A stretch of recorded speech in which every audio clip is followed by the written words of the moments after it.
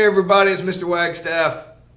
Cool stuff to talk about today. So today, we've been talking a lot about Thomas Jefferson. He's been very grumpy in the federal government because he doesn't think the federal government is doing it right and that he could do a better job. Well, today he's going to get his chance. Let's see how he does. Let's go ahead and get started. So today we're going to start with the election of 1800. Unless you're like a super history buff person that really enjoys this, that probably sounds like the most boring title to the start of a story you can imagine. An election in 1800. Oh, no. This one is awesome. So, who's running in this election? Well, the first guy we're going to talk about is the guy we talked about yesterday, John Adams. John Adams was the second president of the United States. He was the vice president under George Washington. So when George Washington decided to set the precedent and not serve a third term, told everybody to vote for John Adams. John Adams becomes the president, very intelligent man, but he didn't react well. After the XYZ affair, where America felt disrespected by France, America, the people, wanted to declare war on France, which is dumb. John Adams, smartly, all right, not throwing stones here, says, we're not going to war with France, and people got grumpy with John Adams. That's not what made it basically impossible for him to win re-election. What made it impossible is when people started talking trash about him, all right, he passed these things called the Alien and Sedition Acts. Says you can't talk trash about me, which is a clear violation of the Constitution, the thing the president's supposed to uphold, the Constitution. So John Adams has like zero chance of winning this election in 1800 when he's running for his second term. Well, who's going to run against him? The nemesis of the Federalist is going to run against him. So John Adams is a Federalist. He'll write the Constitution, supports a strong central government. The guy that's going to run against him in 1800 is Thomas Jefferson, who has created his own political party called the Democratic Republicans. All right. Sometimes it's called Jeffersonian Republicans. The weird part of this is that they actually just called themselves Republicans at the time, but to not confuse them with our current Republicans, which is a completely separate group, we call them Democratic Republicans at the time. Thomas Jefferson is going to run in 1800 against John Adams. John Adams has no support. Thomas Jefferson, who was originally a Federalist and then broke away from him because he thought they were making the government too strong, because he is all about small government, agriculture, don't want to make a big government, the smallest government possible. Thomas Jefferson breaks off, becomes his own political party, and is going to run for president in 1800. It is a 100% chance he's going to win this election over John Adams. There is no question about it. John Adams, all the people who did like him, don't even like him. Everybody's going to vote for Thomas Jefferson. The problem is, John Adams is still going to run for president. If you remember from yesterday, Thomas Jefferson actually was John Adams' vice president, even though he never actually showed up for work. Because when he ran against John Adams in 1796, 4 years before this, he got the second most votes, making him the vice president, because that's how it worked at the time. All right. So Thomas Jefferson realizes now that the tables are turned and he's the most popular one, John Adams, because there's only two people running, is going to get the second most votes, and that's going to make John Adams the vice president, and then they have to like work together, and Thomas Jefferson doesn't want to have anything to do with John Adams, and he knows like literally anybody will get more votes than John Adams. So Thomas Jefferson comes up with a scheme here.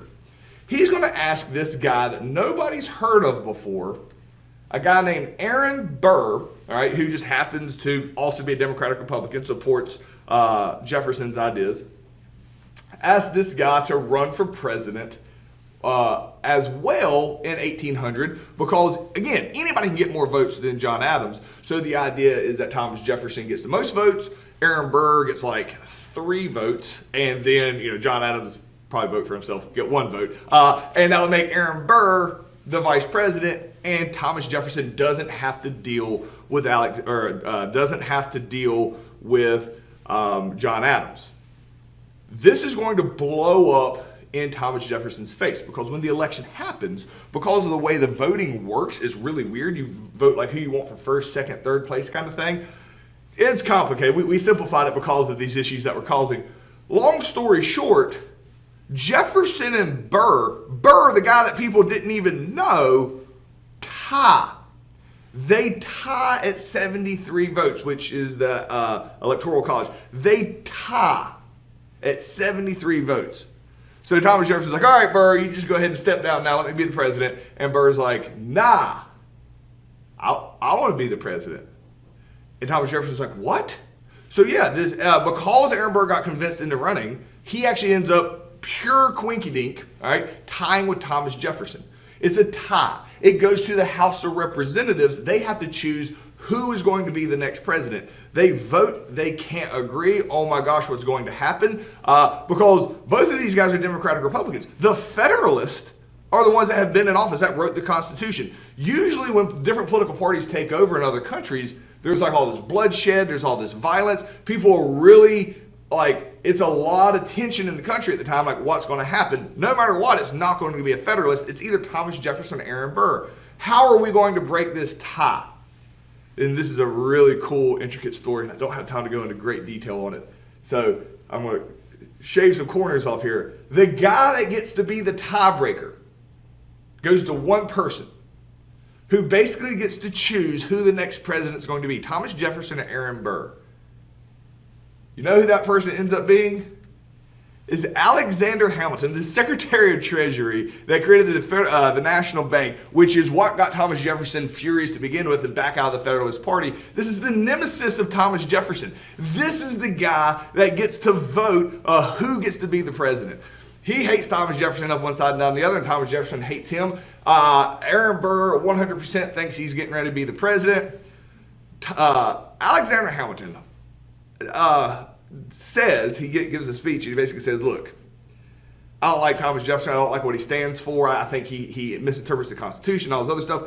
But Alexander Hamilton says, I do think at the end of the day, Thomas Jefferson, as much as we have our differences, does genuinely want what's best for America. I think this Aaron Burr guy just wants to be the president and have the power.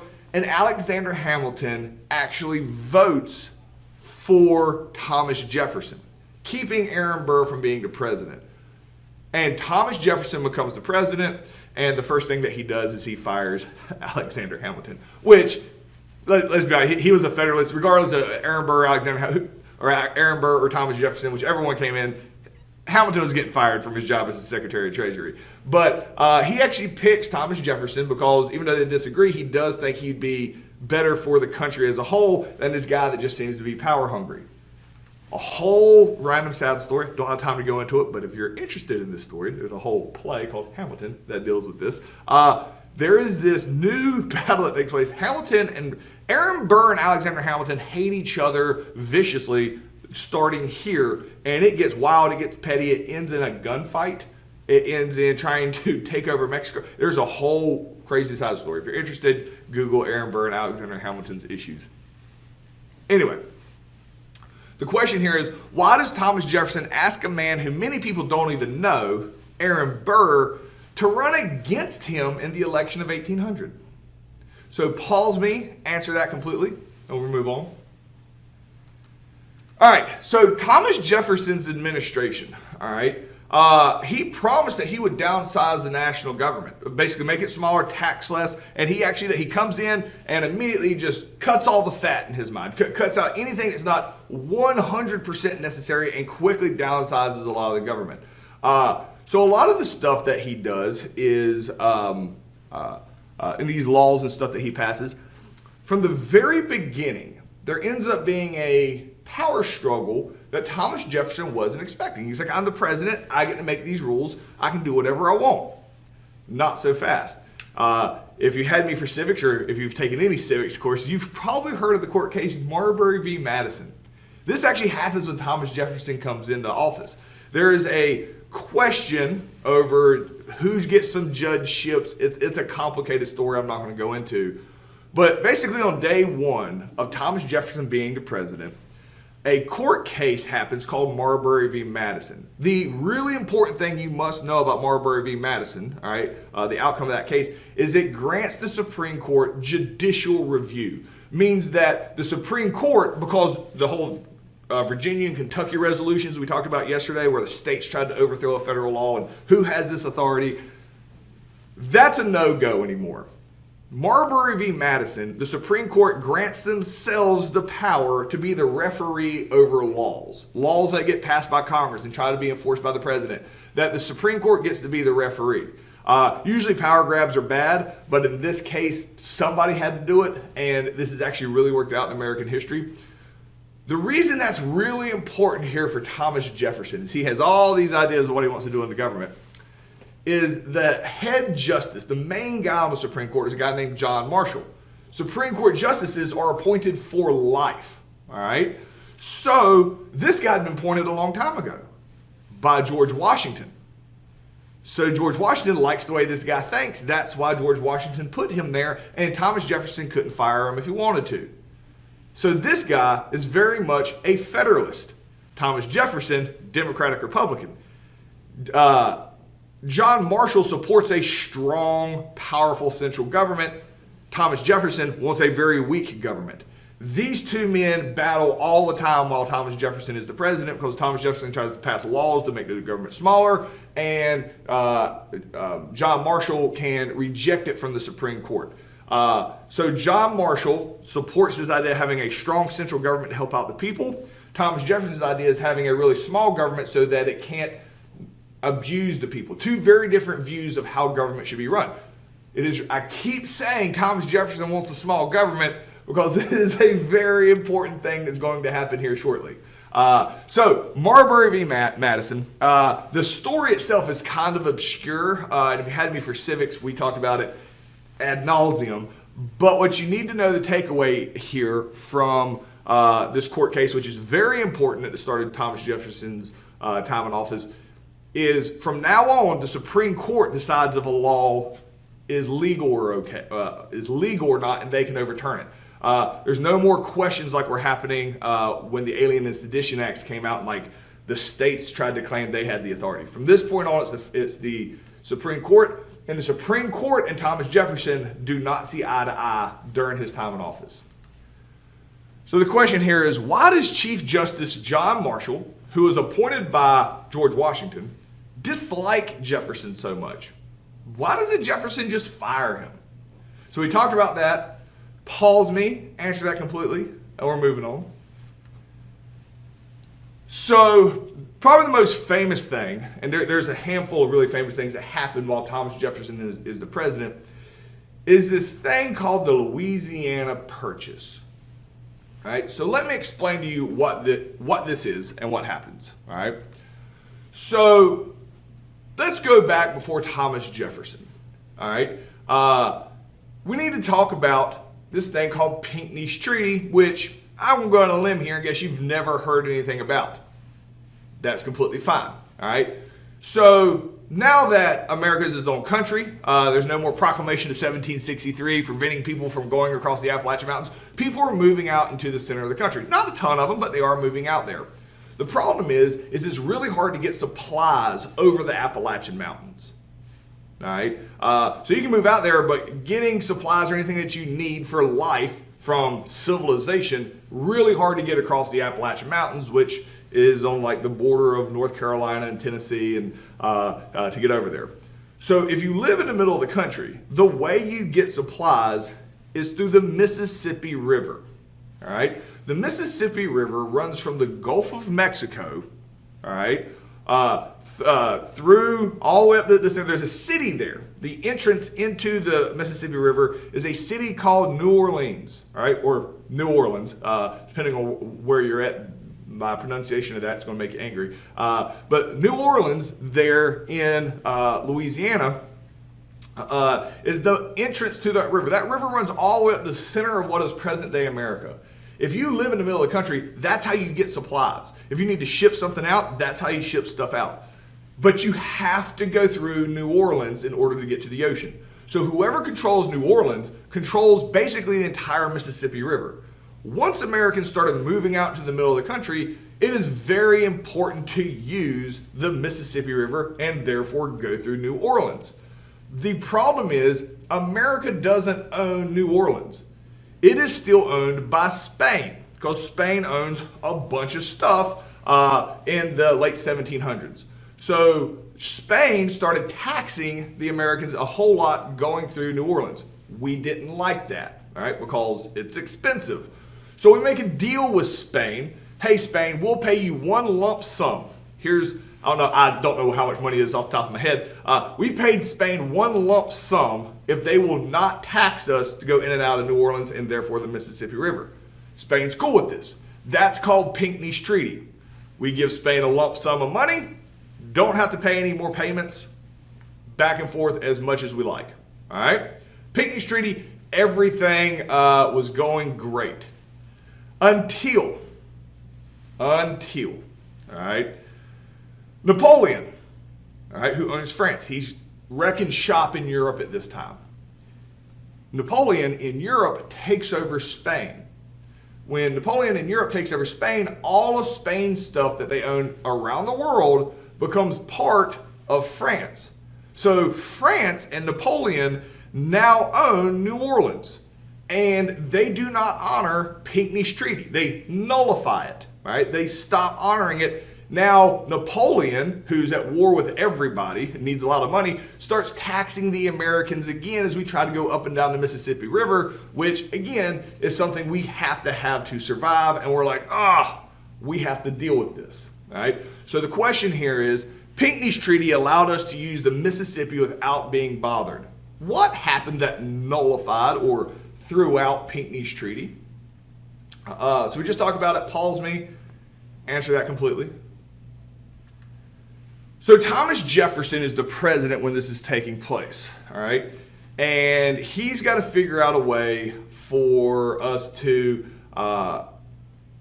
solve this problem, all right? Because we can't keep paying money. We already felt like we had done it with Pinckney's Treaty. We have to have access to New Orleans, all right? So what happens, and this is pretty cool, this is what America was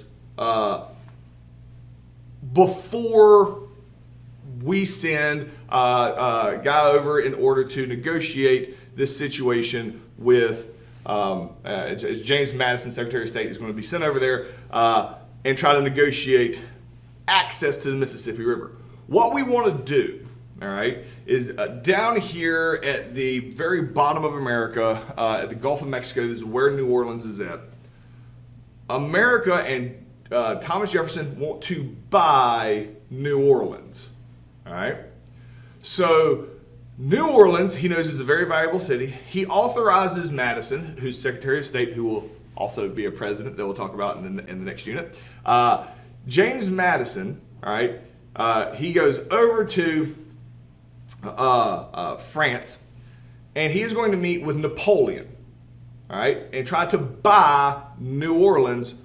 And Thomas Jefferson says you cannot spend more than $10 million. That is the max amount that you can spend, $10 million. That is it. Like, cannot spend more. Try to see if you can buy it for $2 million, but $10 million is the max. And $10 million is a really, really good price for New Orleans at this time in history. And that's why Thomas Jefferson makes the limit $10 million. It's a good price, all right? You had to have the Mississippi River. And if you see here, all these little dots, all right, these are all the cities that 100% rely on the Mississippi River. Incredibly important. And then again, at the very bottom there, that is where New Orleans is at, all right? So we have to have New Orleans, but you don't have access to it if you don't otherwise. James Madison goes over and meets with Thomas Jefferson. Goes over and meets with Napoleon. It's interesting. Remember just a couple years ago, we tried to go talk to him, get them to stop taking our ships. We had the whole XYZ affair, wouldn't even meet with us. Now we show up and he's like, come on, let's talk. All right. What has changed? Do they respect us more? No. Napoleon knows we're showing up with a bag full of money and that we're wanting to buy some stuff. And Napoleon's at war with everybody, so he desperately needs the money. So he's all ears for this. So James Madison starts out negotiations. He's like, I'll buy it for $2 million. And Napoleon's like, $15 million. And Madison's like, okay, $5 million. And Napoleon's like, $15 million. And James Madison's like, 8. Napoleon's like, 15. Madison's like, all right, $10 million and we're good. And Napoleon says, 15. Madison's like, dude, I'm not paying you $15 million for a single city. Like, that's ridiculous. Like, I'm gonna be honest with you, I'm not even authorized to pay more than 10. Like, we're not paying you $15 million for a city. That's ridiculous. And Napoleon says, you just think when you buy Louisiana, you're just getting the city. No. You're getting all of Louisiana, all right? And so in Madison's mind, he's like, all of Louisiana, he's thinking state, probably like you are right now. Like, there's just one. He's like, man, that's nothing. That's pointless. That land isn't even worth, mostly swampland. I don't really need it. No, I just want the city. And Napoleon's like, you're not understanding what I'm saying. I own a bunch of land over there. It's called Louisiana. The only way I have access to it, me, Napoleon, have access to it, is through New Orleans. If I sell you New Orleans, there's no way you're letting me have access to my land again. It's like me selling you my driveway to my house. I'm not doing it. You're either going to buy everything from me or nothing. And I'm offering to sell you all of Louisiana for $15 million. Madison says, that is a ripoff. We're not doing it. And Napoleon's like, get the map out here. Show him how much daggone land we're trying to sell him for $15 million. And Madison's like, I'm not buying it. And the guy goes out and lays a map out for him. Madison looks at it and goes, yes, sir, we will buy that for $15 million. On the spot. He travels back to America, and Thomas Jefferson's like, did you get it? He says, yes. He's like, how much did you spend? And Madison's like, $15 million. Thomas Jefferson gets furious, and Madison's like, hold on. Bring out the map and show them what we just bought for $15 million. So you see on this map here, we wanted that little Weeblos sign down there. We wanted just the city of New Orleans, and we're willing to pay $10 million for it. This is what we got for $15 million. It doubles the size of the United States instantaneously. All right? It's one of the greatest land purchases in history. Like litters, like butterfly.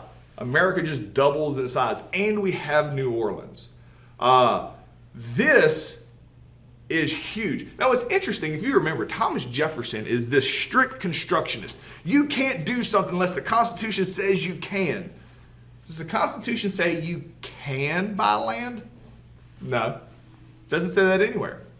And Thomas Jefferson had a huge problem with everybody else being fast and loose with the Constitution until he became the president. When he became the president, he's just doing what's best for America. And Thomas Jefferson becomes a loose constructionist once he's in charge. All right? What's interesting, remember how I told you that Thomas Jefferson was Mr. Small Government? You just doubled the size of the United States. You know what else has to double in size? The size of the government.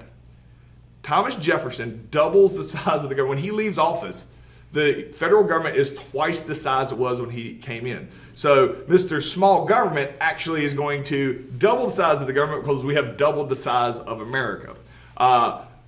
What's interesting is the map here is very incomplete. Nobody really knows. Like, people have been in the Pacific Ocean, so they know there's a coastline. The land doesn't just go forever. But nobody has ever been, like, from America to the ocean. They have no idea what's in the center of the country. All right? So when we owned this land, Thomas Jefferson hires these two guys named Lewis and Clark with a team of people, with a very famous translator, a woman named Sacagawea, who is going to map out this new area and realize that basically from the Louisiana Purchase through this area called Oregon country, you can actually buy land, make it all the way to the Pacific coast. And so he hires Lewis and Clark, who are very famous. They will march out to the coast. This actual path is mapped so well, it'll end up being called the Oregon Trail for anybody for the next 100 years that's trying to move out into the middle of the country or get to the East Coast or West Coast. Will take the path mapped out by Lewis and Clark that'll eventually be called the Oregon Trail. But the Louisiana Purchase is it's like just a couple cents per acre that gets spent to double the size of the United States at this time, and all we wanted to do was just buy New Orleans. So the question here is, why did Napoleon sell us the Louisiana Purchase? But a few years before this, Napoleon refused to even speak to us during the XYZ affair unless we paid him a tribute. What was different this time? We had mentioned it, so pause me, answer that completely, and we'll move on. All right, so Thomas Jefferson slashed a bunch of taxes, and people really like this. The way he is able to basically not have people pay taxes is he gave away a lot of this land, he sold this land that he took from Indians. He sold this land to people and used the money for the government. So land he basically took for free, sells it to people. That's called the Land Act of 1800. Something happens though. So you're like, okay, so Thomas Jefferson's really good president, all this other stuff. Yes, until the very end of his second term. And it gets dumb. He does the dumbest thing he can do and becomes extremely unpopular. So England and France, shocker, they go to war again. Napoleon, again, declaring war on everybody. England and France start violating our ship's neutrality. Starts the impressment of seamen thing again. We already had Jay's treaty with England. They already said they weren't going to do it. XYZ affair. Napoleon wouldn't. Thomas Jefferson is so upset that this is happening and so frustrated with it, he does the dumbest thing he can do. He puts an embargo, meaning refusing to trade, on ourselves. He says, fine, if y'all want to take our ships, we won't trade with anybody, and shuts down America himself. America needs to trade with other countries. Thomas Jefferson, he's a very smart man. This is really stupid. In 1807, so he's 7 years, he got reelected, he's in his second term, was very popular. He put an embargo on us and basically shut down our entire economy.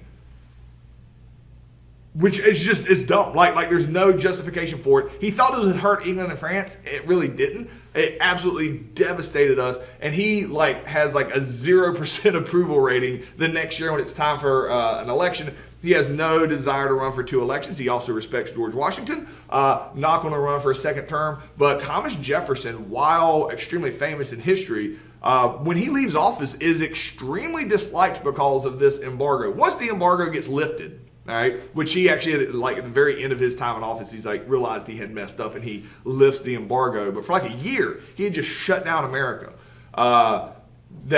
He's very disliked. And as soon as we lift the embargo, we get back to normal. But his reputation, it takes a big hit from this.